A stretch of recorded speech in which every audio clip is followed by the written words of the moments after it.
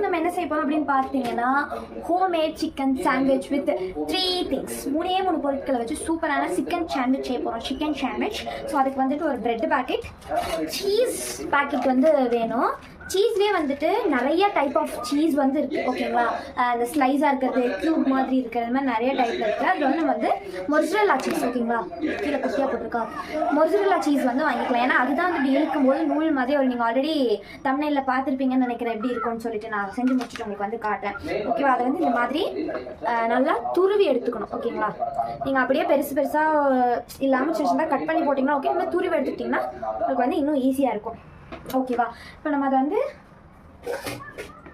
இது பார்த்தீங்கன்னா a few minutes later ஓகேவா, சில்லி இருக்கு, சிக்கன் சில்லி. இதை வந்து நம்ம என்ன பண்ண போறோம் அப்படி பார்த்தீங்கன்னா சின்ன சின்னதாக கட் பண்ணி பிரெட் மேலே வச்சுட்டு நம்ம வந்து செய்ய போகிறோம். ஸோ வந்து உங்களுக்கு கேமரா க்ளோஸ்அப்பில் வச்சுட்டு உங்களுக்கு இப்போ பார்த்தீங்கன்னா மில்க் பிரெட் எடுத்துக்கிறேன். நான் வந்து 2 ஸ்லைஸ் எடுத்துக்கிறேன். ஓகேங்களா, எடுத்துட்டு சில்லி இருக்குது பார்த்தீங்களா, அதை வந்துட்டு கொஞ்சம் சின்ன சின்னதாக தான் இருக்குது. இது இருந்தாலும் இதை விட நம்ம வந்து குட்டி குட்டியாக அதை வந்து இந்த மாதிரி பிச்சு வச்சுக்கணும். அப்போ தான் நமக்கு வந்து சாப்பிட்றதுக்கு வந்து நல்லாயிருக்கும். இப்போ நான் அது ஃபுல்லாக வச்சுட்டு உங்களுக்கு காட்டுறேன்.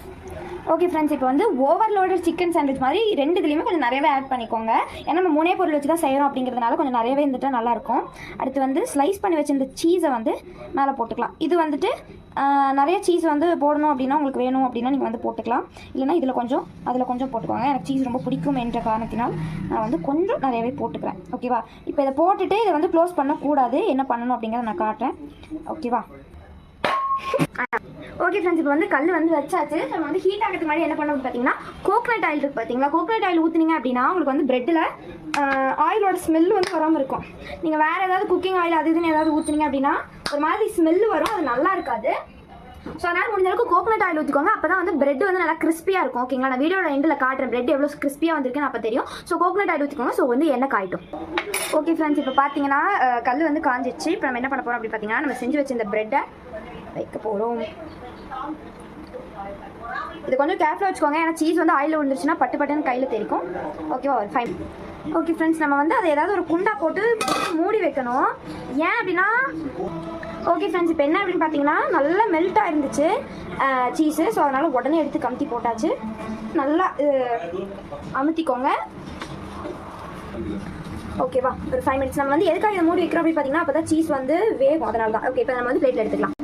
ஓகே ஃப்ரெண்ட்ஸ், நான் சொன்னேன் இல்லையா, இப்போ பண்ணு சவுண்டு தெரியுதா? ஸோ இந்த கிறிஸ்பினஸ்க்காக தான் இப்போ நம்ம வந்து கட் பண்ணிடலாம். இது வந்து செஞ்ச உடனே சர்வ் பண்ணுங்கள். அப்போ தான் வந்து சீஸியாக இருக்கும்.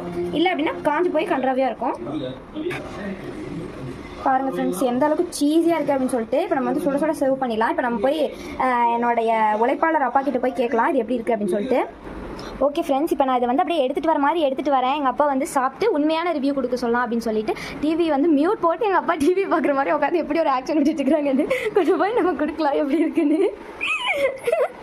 ஆனால் வந்து ரிவ்யூ பார்த்தீங்கன்னா உண்மையான ரிவ்யூ தான்.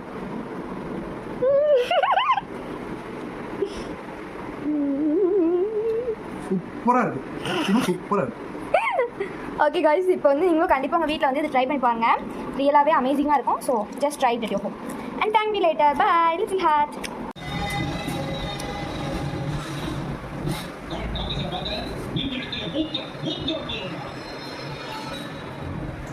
Thank you.